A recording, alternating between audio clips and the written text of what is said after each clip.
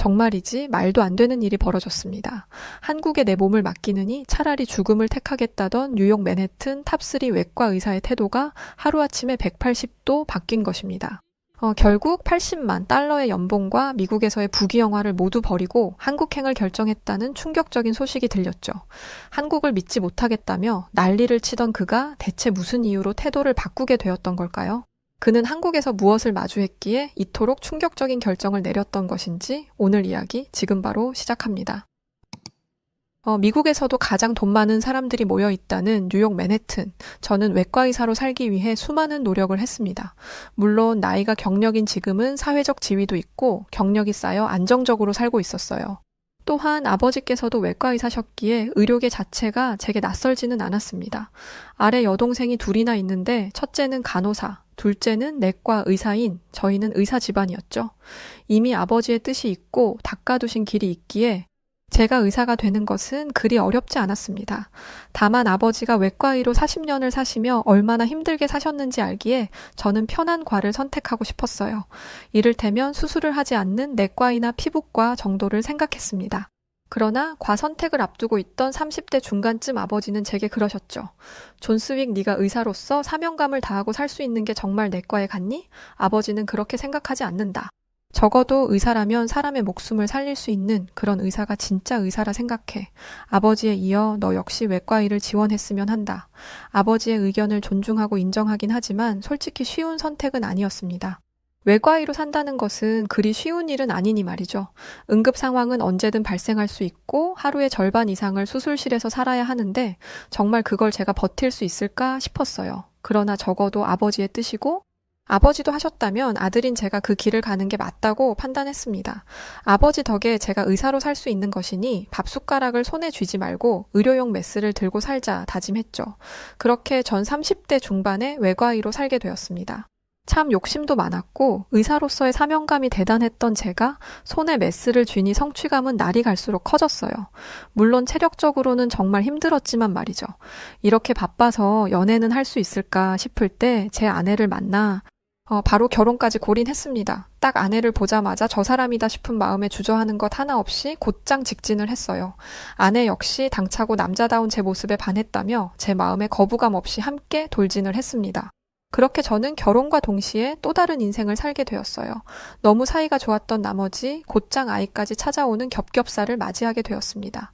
아내는 신혼을 조금 더 즐기고 싶었다며 조금은 속상해했지만 전 아들이 찾아준 것에 그저 하루하루가 감사했습니다. 아들이 태어난 후 인생의 전부인 아들 링컨을 위해 저는 더 열심히 살았어요.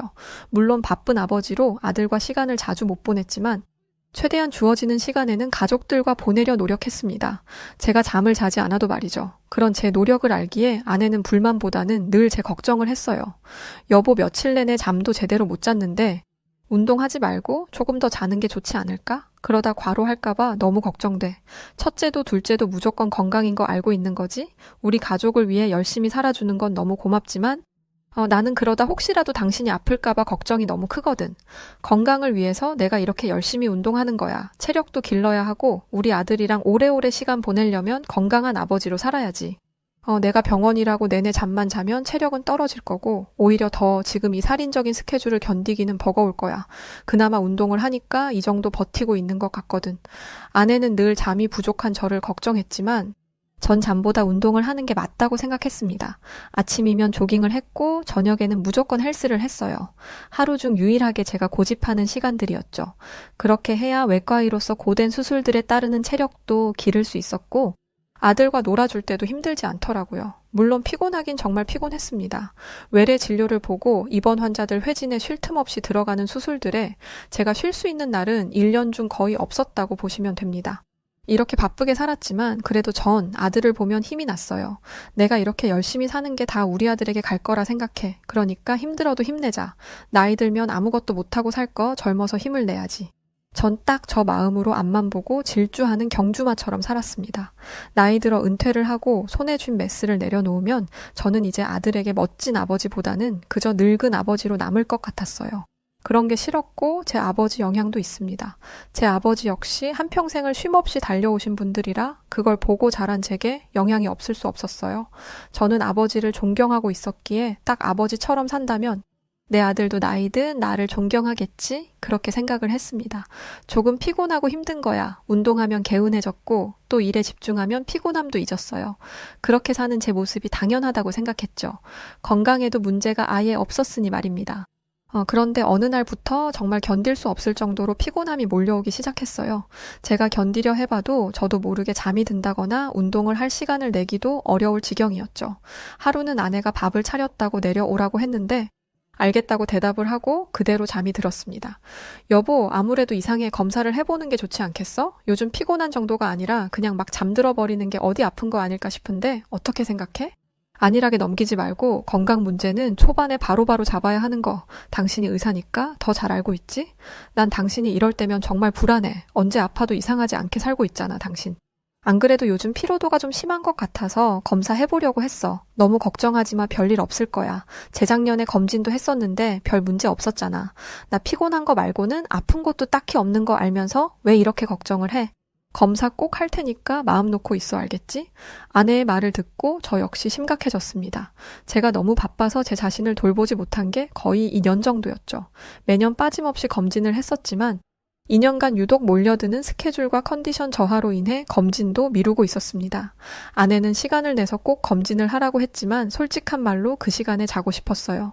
그 정도로 제가 많이 지쳤다는 것을 알 수 있었습니다.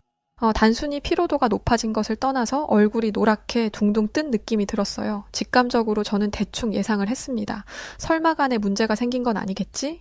지금 이 증상들이 간에 문제가 생겼다고 가르치고 있는데 설마 아닐 거야. 내가 간에 문제가 있다니? 그건 진짜 코미디지. 나같이 간에 안 좋은 거 안 하는 사람은 없는데 말이야. 간에 문제가 있을 것 같다는 느낌이 들었지만 한편으로는 음주조차 하지 않는 사람이기에 그럴 일 없다며 즉시 검사를 해봤어요.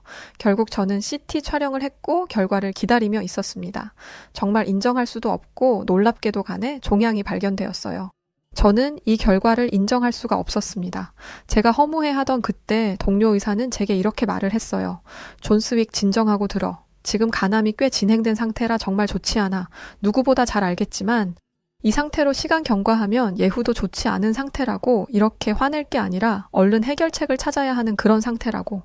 동료 의사는 굉장히 슬퍼하며 제게 말을 했지만 전 역시나 인정할 수가 없었습니다. 결국 동료 의사에게 난동을 부렸죠. 이게 지금 내 검사 결과지라고? 말이 돼? 내가 얼마나 건강하게 살았는지 잘 알잖아.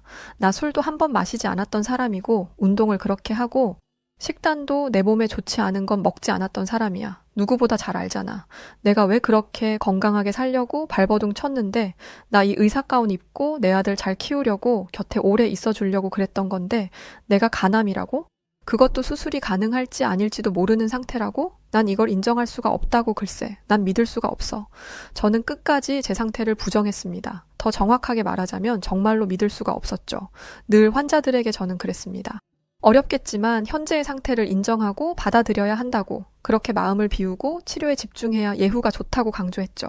그러나 정작 제 자신의 간암이라는 무거운 병명 앞에서 저는 주저앉고 말았어요. 담당이가 제 동료이자 친한 친구였기에 그 친구의 마음은 타들어갔습니다. 저도 잘 알고 있지만 결국 이건 시간과의 싸움이고 저처럼 받아들이지 못하고 하루 이틀 시간을 흘리는 것 자체가 너무 안타까운 일이었으니 말이죠. 하루에도 수십 번 수천 번 제 결과지를 들여다보며 속으로 생각했습니다. 도대체 왜 어떻게 내가 간암이지? 그것도 이 정도면 꽤 진행된 상태인데 어쩌면 수술조차 못 받을지도 몰라. 그럼 내가 이대로 죽는 건가? 그럼 내 가족들은 어쩌지? 난 평생 정말 B형 간염을 앓은 적도 없고 술도 안 마시고 클린한 식단만을 즐겼는데 도대체 왜 내가? 혹시 잠을 제대로 못 자서 그럴까? 너무 과로를 해서 그런 걸까? 시간을 되돌릴 수는 없겠지. 인정하고 간암을 받아들여야겠지? 홀로 내내 되풀이하는 말만 반복했고 저는 주저하는 제게 보이는 아내의 눈물에 정신을 번쩍 차렸습니다. 당신 이대로 가면 나랑 링컨은 살 수가 없어. 정말 간암이라는 게 믿기지 않지만 하루라도 빨리 치료받자. 이러고 있을 시간에 얼른 방법을 찾아보자고. 내가 부탁할게. 이제 막 20살인데 당신 따라 의사 된다는 아들 어떻게 사는지는 봐야지. 나중에 결혼해서 애 낳으면 손주도 봐야지. 제발 정신 차리고 치료받자 부탁할게 내가. 아내의 말을 듣고 보니 제 아들이 어느덧 20살이었어요. 아니 고작 20살이었습니다. 아직은 제가 해줄 것도 많고 이제부터 시작인 아들의 인생도 궁금했고 저는 가족들 옆에 더 있고 싶었죠. 그래서 아내의 말에 정신을 차리고 전 제 친구이자 담당이를 찾아가 조언을 구했습니다. 그러나 다시금 저를 주저앉게 만드는 대답을 들어야 했어요. 존 스윅 너한테 어떻게 말해야 할지 정말 난감했는데 말이야. 지금 상태가 정말 좋지 않아. 너도 알겠지만 이 정도면 수술은 불가능이야. 남은 선택지는 간이식 단 하나인데 알겠지만 우리 장기이식 시스템은 절망이라 나도 방법을 찾아보고 있었거든. 담당의로서 알려줄 의무로 현실을 말했지만 내가 어떻게든 방법을 찾아볼게. 절대 포기하지 말고 조금만 기다려줘. 아니야, 이미 글렀어. 내 결과지를 보고 내가 받아들일 수 없었던 이유 중 하나가 수술이 불가능해 보여서였거든. 우리 미국 장기이식 시스템을 몰라서 하는 말이야? 간 기증자가 거의 없잖아. 그런데 간이식을 애타게 기다리는 환자들은 수천 명, 수만 명이야. 내가 그들과 함께 간이식을 애타게 기다린다고 과연 내 순서가 올 것 같아? 아니, 내 순서가 오기도 전에 난 죽을 거야. 이미 틀렸어. 전 절망했습니다. 미국은 간이식이 필요한 환자 수에 비해 1년에 기증되는 간은 절반에도 못 미치는 수준이라 간이식 자체가 정말 하늘의 별 따기 수준이죠. 물론 간은 심장이나 신장과는 다르게 뇌사자 장기만 이식할 수 있는 것이 아니라 생체 기증이 가능하긴 했어요. 그러나 미국에서는 생체 간이식이 흔하지 않은 케이스로 잡혀 있고 기증자 부담도 크고 수술도 까다로워 흔하게 할 수 있는 수술이 결코 아니었습니다. 한마디로 저는 방법이 없다는 것을 알게 되었어요. 제가 늘 환자들에게 했던 말이고 늘 함께 절망했던 순간이었으니 누구보다 잘 알았죠. 이렇게 답이 없어지니 오히려 살고 싶어지더라고요. 간절하게 어떻게든 가족들 옆에서 제 아들이 결혼하고 애 낳는 모습까지도 보고 싶은 욕심이 생겼습니다. 그럴수록 눈물만이 흘렀어요. 결국 이식도 못 받고 이대로 죽겠구나 낙담하고 있던 어느 날. 담당의가 한 한국인 의사 동료를 제게 데려왔습니다. 한국인 의사 동료가 꼭 제게 해줄 말이 있다면서 말이죠. 평소에 저와는 친하지 않았지만 제 친구와는 절친한 관계라 몇 번 얘기를 전해들어 낯설지는 않았습니다. 그러나 저와 친하지도 않은 사람이 제게 무슨 할 말이 있을까 싶어 궁금하긴 했어요. 그렇게 만난 그날 저는 너무 놀라운 얘기를 들었습니다. 안녕하세요. 얘기 전해들어 늘 뵙고 싶었는데 이렇게 자리를 하네요. 저는 김준일이라고 합니다. 다름이 아니라 현재 상황에 대한 얘기를 전해 들었거든요. 그런데 방법이 영 없는 게 아니라서요. 제가 있던 한국으로 가서 생체 간이식을 받는 게 어떠실까요? 한국은 오히려 뇌사자 기증보다 생체 간이식으로 진행되는 수술 케이스가 더 많고 세계에서 가장 앞서고 있거든요. 지금이라도 서두르면 충분히 좋은 결과 기대할 수 있을 겁니다. 한국 대형 병원은 제가 있던 곳으로 바로 연결해 드릴 수 있어요. 간이식 전문 과장이 제 친구거든요. 너무 갑작스러운 제안이라 생각할 시간이 필요할 것 같아요. 저 위해서 좋은 제안을 주신 것은 감사합니다. 연락드릴게요. 저는 한국인 의사에게 감사 인사를 하고 생각을 해봤지만 솔직히 믿음이 가지 않았습니다. 미국은 강대국이자 세계 최고 의료 시스템을 갖추고 있는 곳이죠. 그런데 이런 미국에서 어렵고 까다로워 잘 하지 않는 수술을 한국이 한다는 것은 터무니없는 소리라 생각했습니다. 물론 한국 역시 어느 정도 의료 수준이 높다는 것은 알고 있지만 그래봤자 한국이고 여긴 미국인이 엄연히 다르다 생각했어요. 저를 위해서 한국인 의사가 해주는 말인데 면전에 대놓고 저렇게 말을 할 수가 없어서 저는 한국인 의사를 돌려보내고 담당의인 친구에게 말을 했습니다. 김준일이라는 사람 말이야. 너무 터무니없는 제안을 하는 거 아니야? 내가 지금 생사의 갈림길에 서서 얼마나 고통스러운데 저런 제안을 할 수 있어? 너도 듣고 나한테 말하는 거 아니야? 생각을 해봐. 여긴 미국이라고. 미국에서도 어려운 걸 한국이라고 과연 할 수 있을 거라 생각해? 한국이 아무리 의료 수준이 높아졌다고 한들 그 코딱지만한 나라에서 뭘 할 수 있을 것 같은데 내가 그걸 믿고 열 몇 시간 비행을 해서 내 목숨을 시험 삼으라는 소리잖아. 결국은 정말 얘기할수록 화가 나네. 나한테 괜한 희망 주지 말고 앞으로 확실한 얘기가 아니라면 제안하지 않았으면 좋겠어. 존 스윅 전혀 가능성이 없는 얘기라면 내가 그런 자리를 만들었겠어? 내 말대로 여긴 미국이고 거긴 한국이야. 미국이 아무리 강대국이라고 할지언정 한국의 의료 수준을 따라가려면 한참 멀었어. 한국 의료 수준이 단순히 높은 정도가 아니라 세계에서 인정받고 있는 수준인 걸 우리는 인정해야 하는 거야.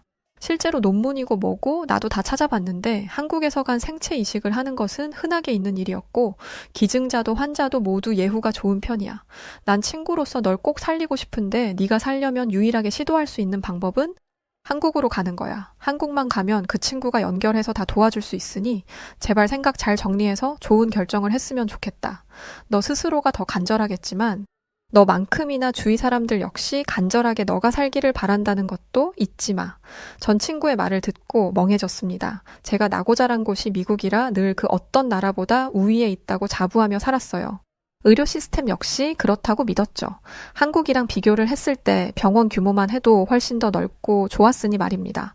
그런데 제가 자부하며 안주하고 사는 동안 어느덧 한국의 의료 수준은 더 높아진 것이 사실이었고, 정말 한국으로 가는 것이 답인지 한참을 고민하고 생각했어요.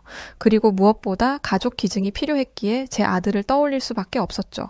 간절하게 살고 싶은 마음이 굴뚝 같아서 그런지 제 스스로 어느 정도 답을 내리긴 했더라고요. 살 수만 있다면 당장 한국으로 가서 수술을 받고 싶었습니다. 그런데 그렇게 간절하게 생각은 했지만 정작 아들에게 말을 하기가 너무 어려웠어요. 이제 고작 20살이 된 건장한 청년인 제 아들에게 아버지를 살리기 위해 간을 떼달라고 하는 것은 정말 아픈 말이었습니다. 어떻게 포장을 해도 결국 제가 살려고 이기적이게 아들에게 부탁을 해야 하는 상황이라 입이 떨어지지 않았지만, 이 모든 것을 알게 된 아내는 제게 그랬어요. 당신 혼자 고민할 게 아닌 것 같아. 링컨에게 당신은 멋진 아버지고 나처럼 간절하게 살기를 바랄 거야. 그렇다면 링컨이 직접 듣고 생각할 시간을 주는 게 맞을 것 같아. 만약 어려울 것 같다고 해도 우린 실망해서는 안 돼. 결정을 하는 동안 너무 괴로워하면 그건 엄마인 내가 곁에서 보살펴 줄 테니 우선 알리자. 그게 순서인 것 같아. 아내의 말을 듣고도 그게 맞다고 생각을 했지만 쉽지는 않았습니다. 그러나 하루가 다르게 상황은 안 좋아졌고, 이미 허비한 시간이 많아 더 미룰 수도 없었어요. 차라리 답을 딱 내리고 죽든 살든 마음 편하게 지내고 싶어진 제 욕심에 저는 아들에게 이 모든 상황을 말했습니다. 링컨, 놀라지 말고 들어. 아버지가 엄청 건강한 줄 알았는데 잠을 제대로 못 자서 그런가 간암 말기라고 하네. 다른 환자들 보느라 정작 아버지 몸을 제대로 못 돌봐서 이미 수술을 하기엔 어려운 지경이래. 그런데 한국으로 가면 생체 간이식이 가능한가 봐. 그거 딱 하나 희망이라고 있는데 솔직히 아버지 이기심과 욕심 같아서 고민이 많거든. 제 말이 끝나기도 전에 아들은 대답했어요. 그거 가족 기증 말씀하시는 거죠? 혹시 저한테 얘기하기가 어려워서 그러시는 거면 왜 그런 걱정을 하세요? 당연히 제가 해야죠. 전 아버지 아들이니까 가족 기증 가능할 거예요. 일정 다 비울 테니 당장 내일 갈 수 있도록 해주실 수 있죠? 아버지 안 계시면 엄마도 저도 못 살아요. 저 결혼하고 애 낳고 아버지처럼 훌륭한 의사로 살아가는 모습 보셔야죠. 전 이렇게 아버지 절대 못 보내요. 그리고 공부를 좀 해서 아는데 한국이라면 충분히 가능할 겁니다. 한국 의료 수준 굉장하거든요. 그래서 전 무조건 한국으로 아버지 모시고 갈 겁니다. 아들의 말에 눈물이 왈칵 쏟아졌어요. 언제 이렇게 컸나 싶더라고요. 그렇게 저희 가족은 눈물의 가족회의를 마치고 당장 한국으로 갈 준비를 마쳤습니다. 아들 역시 의사로 살아가기 위한 준비를 하고 있어서 그런지 지식이 많아 대화가 수월했어요. 무엇보다 요즘 아이라 그런지 한국에 대한 지식도 저보다 훨씬 많았죠. 아들의 말을 들어보니 의료하면 무조건 한국이라고 할 정도였습니다. 점점 그런 한국에 대한 말을 들으니 신뢰도는 높아졌고 불안감에 요동치던 가슴도 어느덧 진정이 되었어요. 그리고 제가 다른 건 몰라도 자식 하나는 정말 잘 키웠다는 생각이 들었습니다. 정말 온 마음 다해 사랑으로 키워낸 아들은 어느덧 다 커서 제게 온 마음을 다해 사랑을 심어주고 있다는 것이 느껴졌죠. 모든 것을 결정하고 한국행 비행기에 온 가족이 탔지만 여전히 불안하긴 했습니다. 그럼에도 선택지는 딱 이거 하나였기에 간절히 빌면서 갔어요. 한국에 도착하자마자 한국 의사가 추천해준 대형 병원으로 갔고 미리 연락을 취해준 덕분에 전 바로 검사에 들어갈 수 있었습니다. 물론 추천도 있었지만 워낙에 상태가 위중해 서둘러 검사를 해주신 것도 있었어요. 검사를 하고 결과를 기다리고 또 결정을 하기까지 너무나 충격적이게도 단 일주일 만에 모든 것이 끝났습니다. 제가 있던 미국 병원에서는 상상하지도 못했을 속도이고 있을 수도 없는 일이었죠. 이게 바로 한국의 의료 시스템이구나 싶어서 많이 놀랐습니다. 아버지, 그런데 한국은 정말 듣던 대로 의료 시스템이 굉장하네요. 이 많은 환자에 정해진 의료진 수가 어떻게 이렇게 깔끔하고 빠르게 돌아갈 수 있는지 궁금하네요. 저희 한국으로 온 지 일주일 만에 모든 게 다 끝났어요. 이제 수술만 남았잖아요. 미국이었으면 아직도 검사 중일 텐데 진짜 믿기지가 않네요. 이러니 다들 의료하면 한국이라고 하나 봐요. 그러게 나도 많이 놀랐다. 뭐 대충 알아봐서 알기는 했다만 이 정도로 신속하고 체계적인 시스템이 갖춰져 있을 줄은 전혀 상상도 못했어. 어쩐지 타국이라 내내 불안함이 있었는데 이런 곳이라면 마음을 놓아도 될 듯하네. 이렇게 한국 대형 병원을 신뢰하기 시작하면서 희망이 조금씩 보이기 시작했습니다. 어쩌면 살 수도 있겠다는 희망과 가족들과 남은 생을 함께 할 수도 있을 거라는 희망이었죠. 저희 부자는 수술 가능 적합 판정을 받게 되었습니다. 정말 살 수도 있는 희망이 생긴 거였죠. 한국에 온 지 단 열흘 만에 저는 수술을 하게 되었어요. 만약 미국에 있었다면 여전히 죽을 날을 받아놓고 초상집 분위기로 하루하루를 살았을 겁니다. 정말 믿기 어려운 기적과도 같은 일이라 생각해 감사했어요. 수술 전날 아들과 함께 병실에 나란히 누워 이런저런 얘기를 나눴습니다.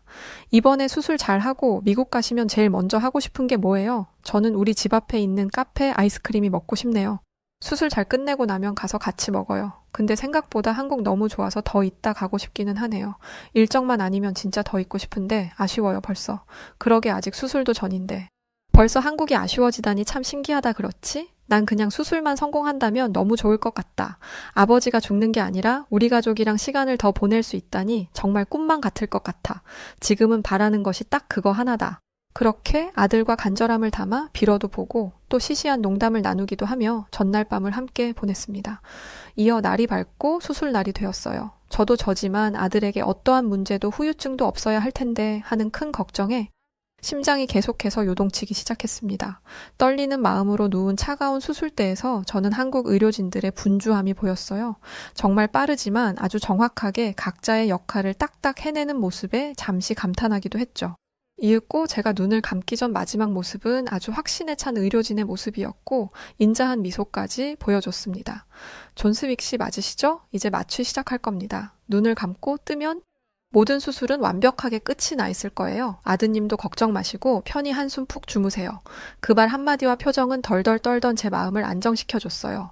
장장 10시간에 걸친 대수술은 끝이 났습니다.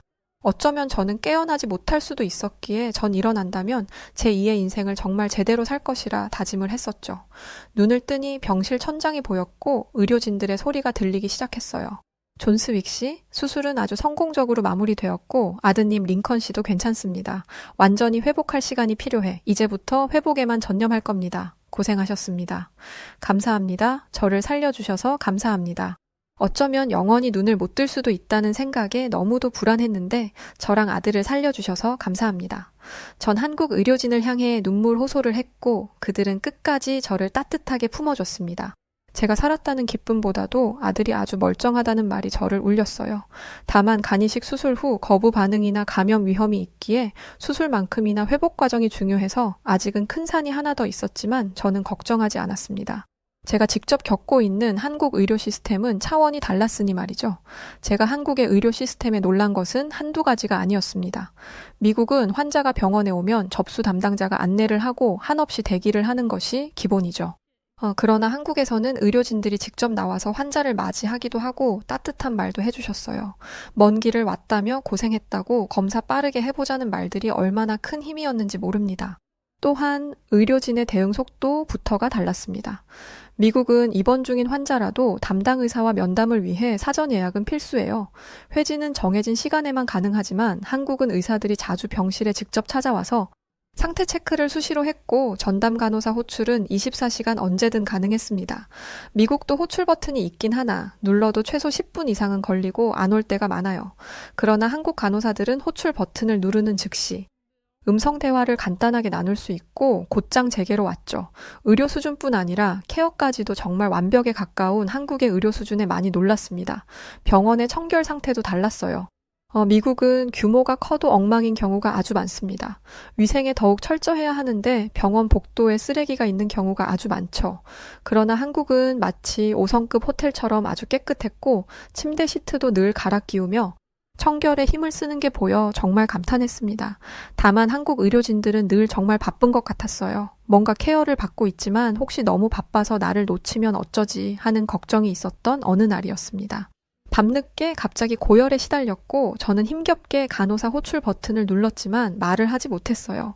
그런데 2분 정도 지났을까요? 간호사만 온 것이 아니라 응급 대응팀까지 즉시 출동을 했고 즉시 혈액 검사를 진행했죠.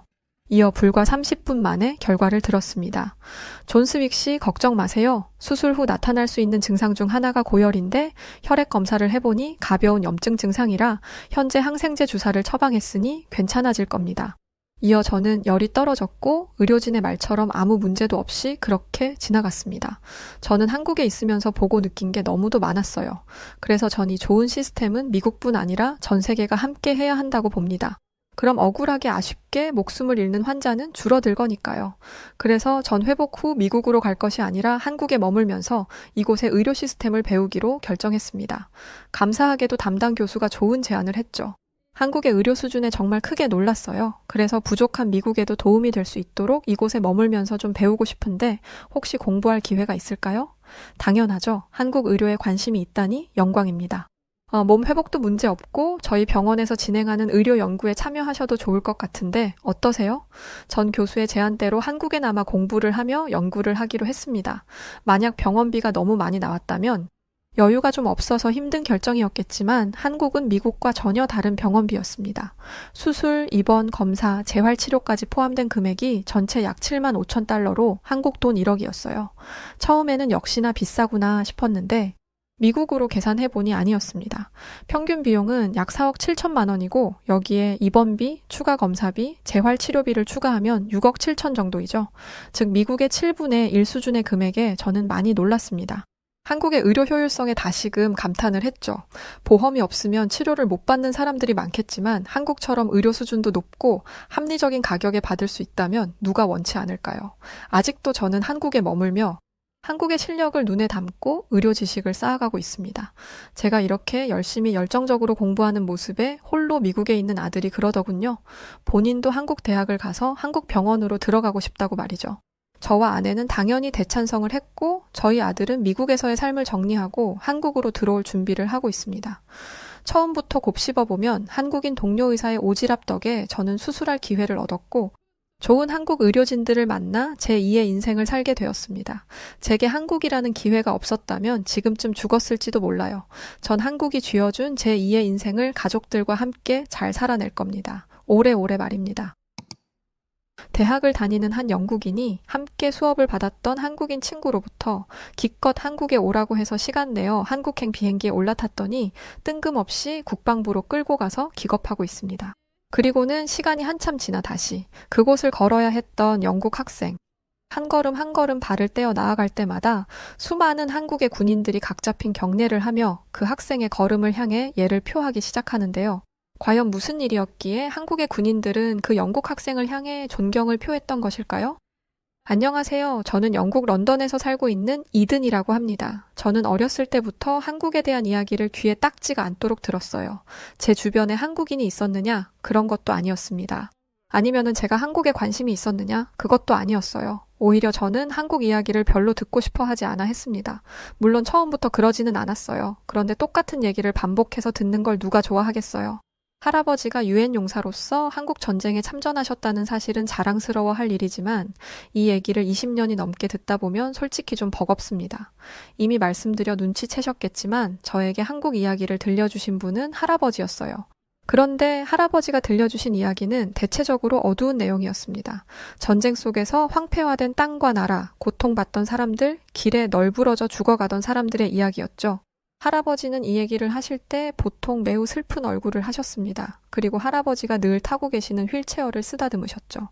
다른 참전용사들을 보면 아주 자랑스럽게 과거의 업적을 자랑하기도 한다는데 저희 할아버지에게는 그런 게 없었습니다. 한국전쟁 당시 할아버지의 동생이자 제 작은 할아버지 되시는 분이 사라지셨거든요. 생사가 아직까지도 불분명하니 실종이라는 단어가 딱 맞죠. 동생도 잃고 다리도 잃고 할아버지의 젊었을 적 사진을 보면 아주 듬직하고 멋지신데 그런 분이 졸지에 평생 휠체어를 타는 신세가 되었으니 과거를 회상하면 우울할 수밖에 없다고 생각했습니다. 제가 왜 한국에 좋은 감정이 없었는지 조금은 이해가 되시나요? 싫어하는 것까지는 아니었지만 제게 있어서 한국은 피하고 싶은 주제였습니다. 그리고 이런 할아버지에게 감사의 표시를 한다거나 그런 것도 없어서 약간의 괘씸함도 가지고 있었죠. 그래서 한국 드라마나 영화, 음악이 주목을 받을 때에도 저는 한국의 콘텐츠들을 소비하려고 하지 않았습니다. 그러던 중 한국에서 온 유학생, 상혁을 만나게 되었어요. 저보다 한 학년이 아래인 상혁이었는데 성적이 워낙 뛰어나서 조기 졸업 예정자라고 하더라고요. 그래서 저와 같은 수업을 듣게 된 것이었죠. 머리가 너무 좋다고 유명했던지라 저도 그 학생의 존재를 알고는 있었지만 딱히 가까이 지내고 싶은 생각은 없었습니다. 그러던 어느 날 교양 수업에서 동아시아 역사를 다루게 되었어요. 자연스럽게 한, 중, 일에 대한 이야기가 나왔고 이 세 나라 간의 역사를 짚어보게 되었습니다. 아시아 역사는 흔히 다루는 게 아닌지라 저도 흥미롭게 듣고 있었는데 한국의 역사는 말 그대로 침략의 역사였더라고요. 위로는 중국, 아래로는 일본이 있어서 아주 고통을 많이 받았다고요. 학생들 중에는 일본 학생들도 있었는데 그들은 교수님이 잘못된 지식을 가르치고 있다며 항의했어요. 자신들의 일본은 다른 나라들을 침략하고 그러는 나라가 아니라면서요. 그러자 그 상혁이 반박을 하고 나섰습니다. 일본은 1500년대부터 1900년대까지 한국을 지속적으로 침략해왔고 이 때문에 한국 땅은 엄청난 어려움을 겪었으며 수많은 사람들이 목숨을 잃었습니다. 이건 역사서에도 기록되어 있는 것이고 피하고 싶어도 피할 수 없는 역사예요. 그러자 일본 유학생은 더욱 발끈했어요. 그러는 한국은 떳떳하냐면서요. 그러자 상혁은 고개를 끄덕이며 말했습니다. 네, 우리는 지금까지 외세의 침략을 방어하는데 집중해왔어요. 상혁은 미리 준비했나 싶을 정도로 한국의 역사를 꿰고 있더라고요. 사건이 일어난 정확한 시기까지 말하는 걸 보면서 감탄했습니다. 일본 유학생은 그럼에도 자신의 뜻을 굽히지 않았습니다. 나중에는 안 되겠는지 일본이 침략을 했을 수도 있겠죠. 그런데 일본의 침략은 전부 정당한 것들이었어요. 특히 조선을 근대화하는데 일본이 큰 영향을 끼친 걸로 알고 있는데요. 한국은 일본에게 감사해야 해요. 라고 말하더라고요. 순식간에 강의실이 조용해졌습니다. 그곳에 앉아있는 학생들은 대부분 영국인들이었는데 영국도 아주 많은 식민지를 뒀던 나라 중 하나잖아요. 그걸 대놓고 자랑스럽다고 생각하는 사람은 없습니다. 만약에 그랬더라면 욕이란 욕은 다 얻어먹겠죠. 그런데 일본 유학생은 식민 통치를 한 게 엄청난 일인 것처럼 자랑스럽게 얘기하더라고요. 상혁은 한숨을 푹 쉬었습니다.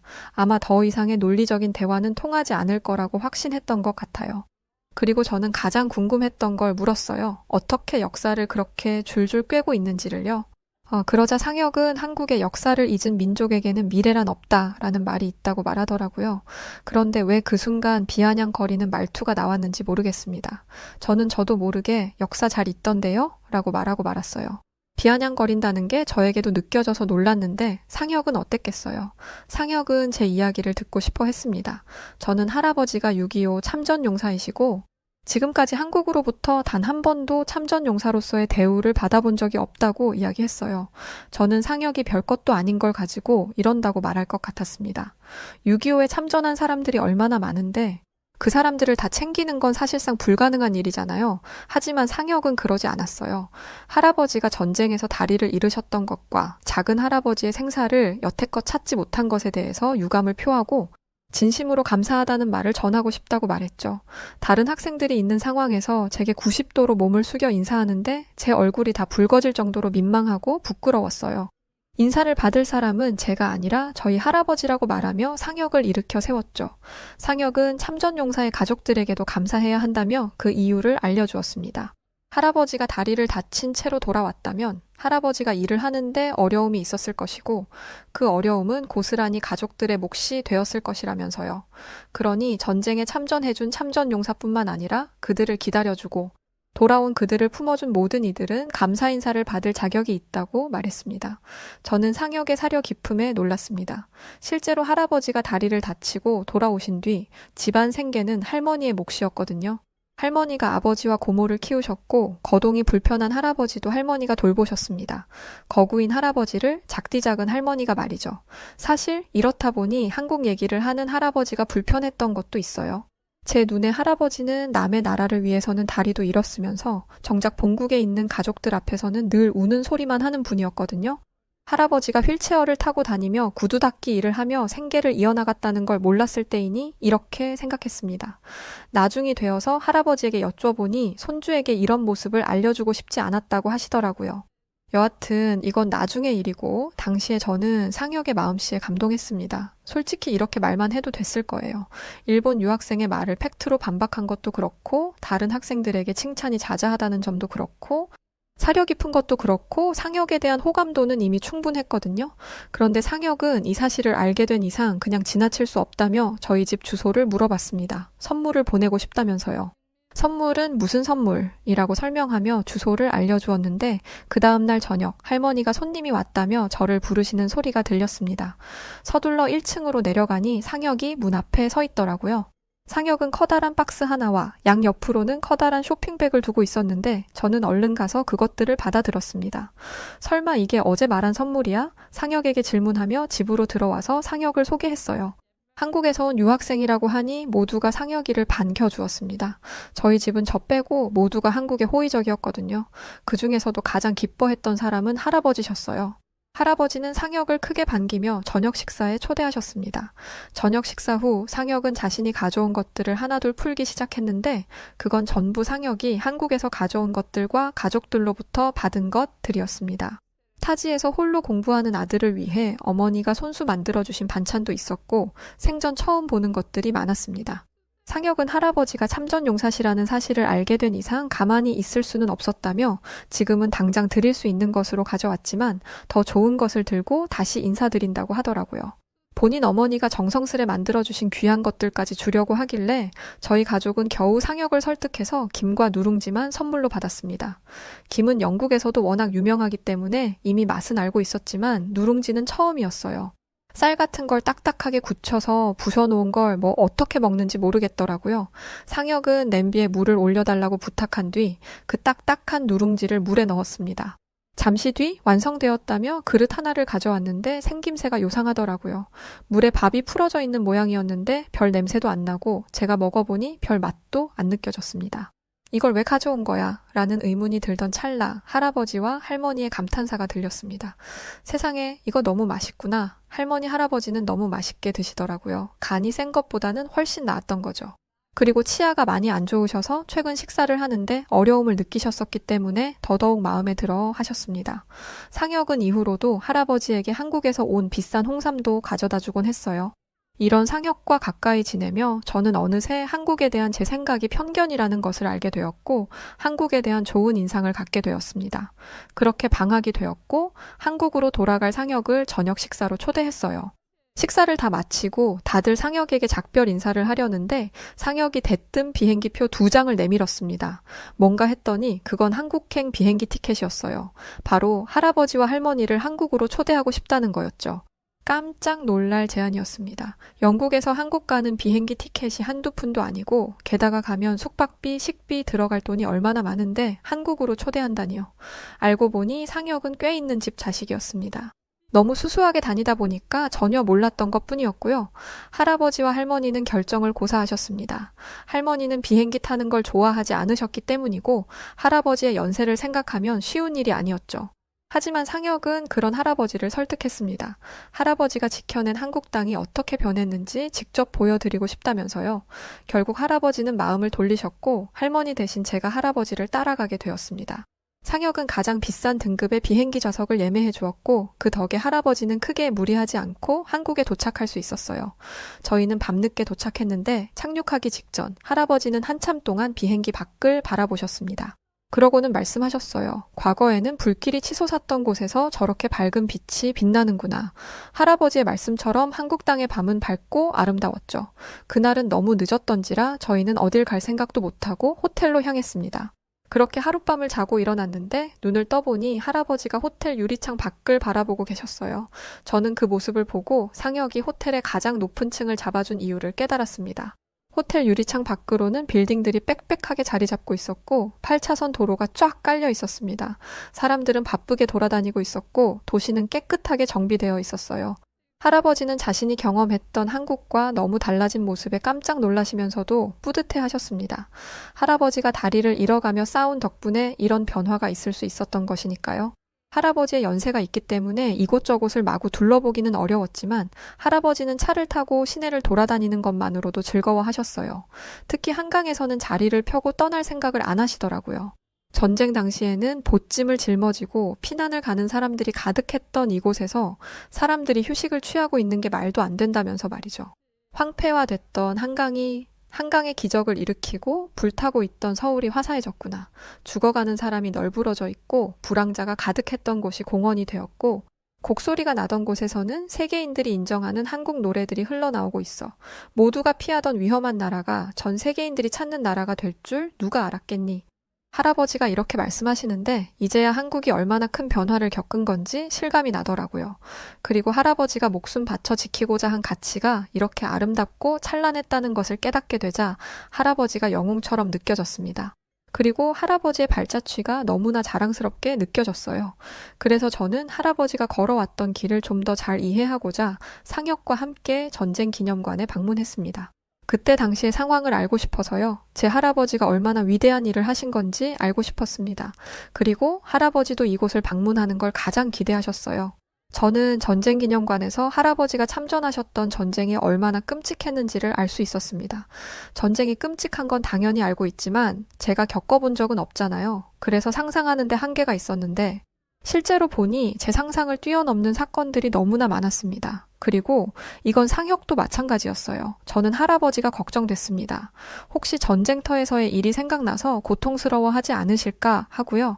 그런데 할아버지는 의외로 덤덤하게 모든 기록들을 살펴보고 계셨습니다. 그리고 저희에게 하나둘 그때의 이야기를 들려주기 시작하셨어요. 그때는 봄이었어. 중공군은 유엔군 방어선을 돌파하고 서울을 재탈환하겠다며 대규모 공세를 준비하고 있었지. 첩보가 들어오고 우리 여단은 바로 준비에 들어갔단다. 우리는 끝까지 방어선을 지켰고 유엔군이 후방을 공격할 수 있도록 시간을 벌어주었지. 밤낮 없이 쏟아지는 총탄에 긴장되어 심장은 터질 것 같았어. 덤덤히 말을 잇는 할아버지의 목소리가 아주 슬프게 느껴졌습니다. 당시 전투에서는 영국군의 수가 아주 열세했다더라고요. 끝나지 않는 전투에 누군가는 여기서 이러다 다 죽겠다며 흐느끼기도 했다고 합니다. 하지만 할아버지는 그럴 때마다 동료 병사들을 독려하며 우리는 집에 갈 수 있다고, 우리는 이길 수 있다고 말씀하셨다고 하죠. 내 바람처럼 모두가 집에 돌아갔다면 얼마나 좋을까. 우리는 유엔군에게 도움이 되었고 결과적으로는 전투에서 승리했지만 우리 대대는 수많은 병력을 잃고 말았어. 나는 내 바로 옆에서 쓰러진 병사들을 돌볼 새도 없이 총격을 피해 몸을 숨겨야 했단다. 내게는 그때의 기억이 너무나 큰 죄책감으로 남아있어. 저와 상혁에게 전쟁은 그저 끔찍하고 다시 일어나서는 안 되는 일 정도겠지만 할아버지에게 있어서 전쟁이란 죄책감 그 자체였어요. 제가 와서 직접 보고 나니 할아버지가 평생 동안 괴로워하셨던 이유를 알겠더라고요. 할아버지는 살아남은 자로서의 죄책감을 평생 짊어지고 사셨던 것이었습니다. 그리고 뒤이어 할아버지는 저도 처음 듣는 이야기를 들려주기 시작하셨어요. 그리고 이 이야기를 들은 상혁은 저희 몰래 놀라운 일을 준비하기 시작했죠. 그 치열했던 전쟁 중에 말이다. 나도 수많은 죽음의 문턱을 건넜단다. 그리고 처음으로 내 목숨을 구해준 건 확실치는 않지만 내 눈에 고작 18살밖에 안 되었을 어린 학도 병이었단다. 저는 학생들이 전쟁에 참전할 수 있다는 걸 이때 처음 알았습니다. 어른들의 도움이 필요한 어린 학생들에게 총을 쥐어준다니요. 그런데 지금으로서는 상상하지도 못하는 일들이 일어나는 곳이 전쟁터이더라고요. 할아버지는 그 학도병사를 회상하며 눈물을 보이셨습니다. 지금의 손주보다 어린 나이였을 학도병사가 참호에 굴러들어 온 수류탄을 끌어안고 세상을 떠났던 이야기를 하셨거든요. 할아버지는 그 용맹했던 학도병의 이름을 아직도 기억하신다고 합니다. 최영수. 그 이름 말이죠. 뒤이어 할아버지는 다리에 총을 맞았을 때를 회상하셨어요. 여기서 이렇게 죽나 보다 생각하고 모든 걸 포기하고 있을 때 산 꼭대기에 있는 할아버지를 한국 군인들이 끌고 내려왔다더라고요. 숨이 끊어지기 직전이었던 할아버지는 포기하고 서둘러 후퇴하는 게 더 나았을 텐데도 말이죠. 그들은 총탄이 빗발치는 상황에서도 희망을 버리지 않았고 그들 덕분에 할아버지는 간신히 목숨을 건질 수 있었습니다.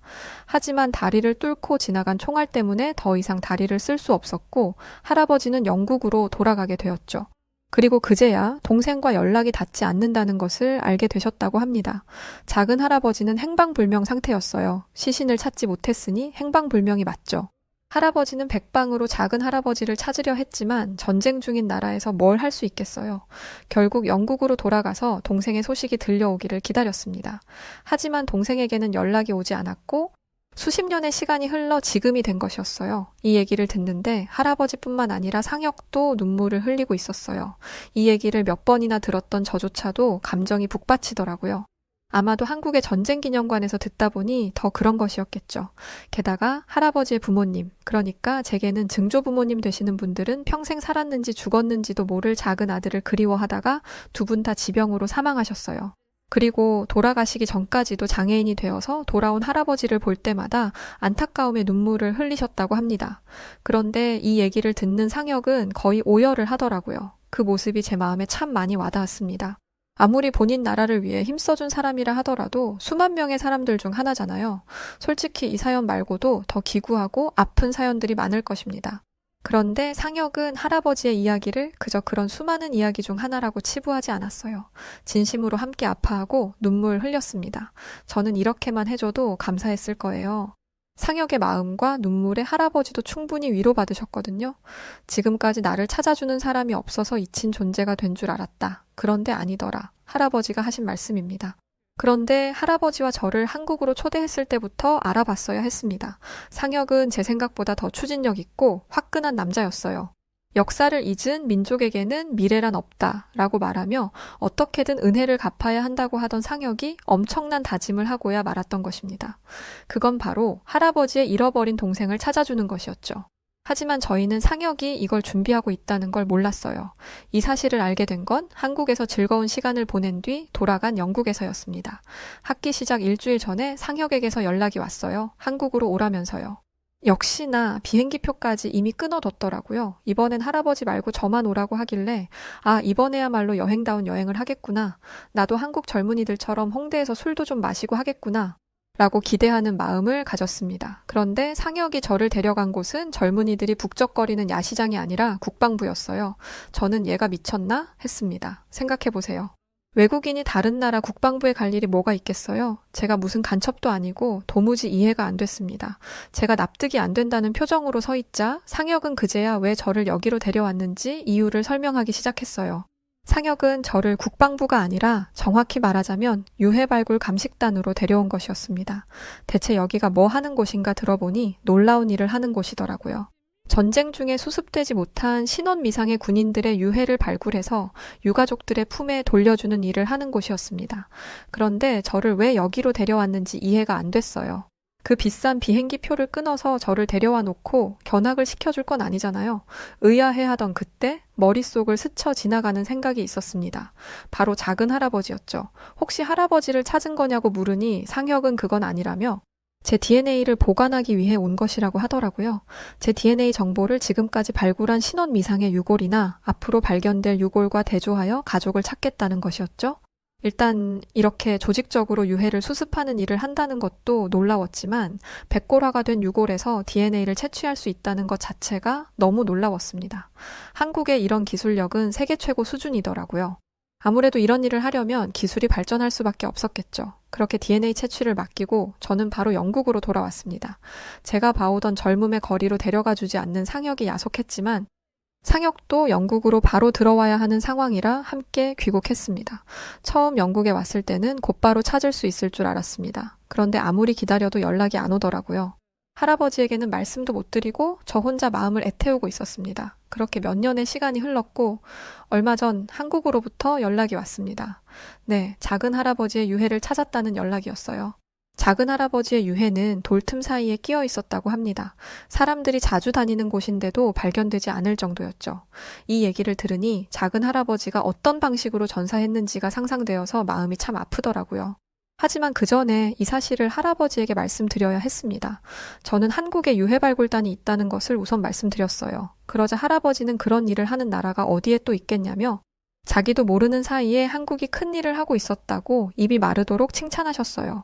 그러나 그 훌륭한 유해발굴단에서 작은 할아버지의 유해를 발견했다는 말을 듣고 나서는 아무 말씀도 하지 못하셨습니다.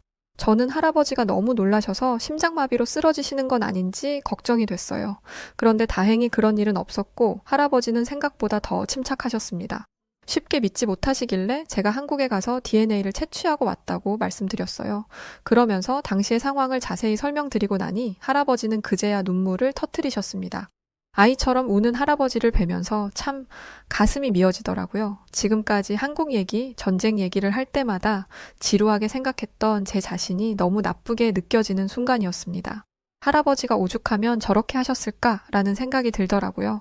저는 곧장 할아버지와 함께 한국으로 향했습니다. 이번에는 가족들이 전부 함께였죠. 저희가 가니 이미 모든 사람들이 마중을 나온 상황이었습니다. 저는 그냥 양복 입은 사람이 저희를 안내해주고 유해를 전달할 거라고 생각했는데 아니었습니다. 군인이 전사자를 어떻게 예우하는지 본 적 있으신가요? 수많은 군인들이 정복을 차려입고 저희를 기다리고 있었고 작은 할아버지의 유해를 담은 작은 상자는 고운 천에 쌓여 있었습니다. 그 유골을 가지고 한 걸음 나아갈 때마다 군인들은 각 잡힌 경례로 존경을 표했고, 저는 작은 할아버지의 유해를 담은 상자를 꼭 안고 계시는 할아버지의 휠체어를 묵묵히 밀었습니다. 유해 발굴단 관계자들은 끝까지 예의를 지켰습니다. 그리고 저희에게 나라를 위해 싸워주신 형제분께 진심으로 감사하다는 인사를 건넸죠. 90도로 허리를 숙여 인사하는 그들을 보면서 저희 할아버지가 참전 용사라는 것을 알았을 때 상혁이 보여주었던 태도가 생각났습니다. 콩 심은 데 콩 난다더니 한국인들은 은혜를 잊지 않고 감사하는 마음을 간직하는 사람들이 맞더라고요. 그들의 노력 끝에 저희 할아버지는 작은 할아버지와 재회하셨습니다. 그리고 그 유해를 돌려받은 지 얼마 되지 않아 할아버지도 세상을 떠나셨어요. 아마 지금쯤이면 하늘에서 작은 할아버지를 만나 행복한 시간을 보내고 계시지 않을까 싶네요. 이 자리를 빌려 할아버지의 평생의 소원을 이뤄준 유해발굴단에게 정말 감사하다는 인사를 드리고 싶고, 이 일이 계속해서 이어져 더 많은 이들이 가족의 품으로 돌아갈 수 있기를 응원합니다. 할아버지도 작은 할아버지도 참호 속 군인들의 목숨을 건져준 한 어린 학도 병사도 잔인한 총칼에 희생되어야 했던 모든 생명들이 그곳에서는 행복하시길 오늘도 기도해 봅니다. 네, 6월은 호국보훈의 달이죠. 그래서 호국 정신을 되짚어 볼 수 있는 이든 씨의 사연을 소개해드리게 되었습니다. 저도 사연을 읽어드리는 동안 큰 감동을 받았는데요. 우리 여우튜브 구독자님들도 상혁 씨처럼 우리나라를 위해 싸워준 분들께 감사한 마음을 간직하고 있을 거라는 생각이 드네요. 저는 오늘 사연처럼 감동적이고 의미 있는 사연을 소개해드리고 있는데요. 다음 영상이 기대되신다면 좋아요, 구독, 알림 설정 부탁드리고요. 더 깊은 사연으로 돌아오겠습니다. 그럼 사연을 읽어드렸던 여우튜브 송은지였고요. 끝까지 시청해주신 모든 분들 고맙습니다. 그리고 구독자분들 사랑합니다. 감사합니다. 당신만의 유튜브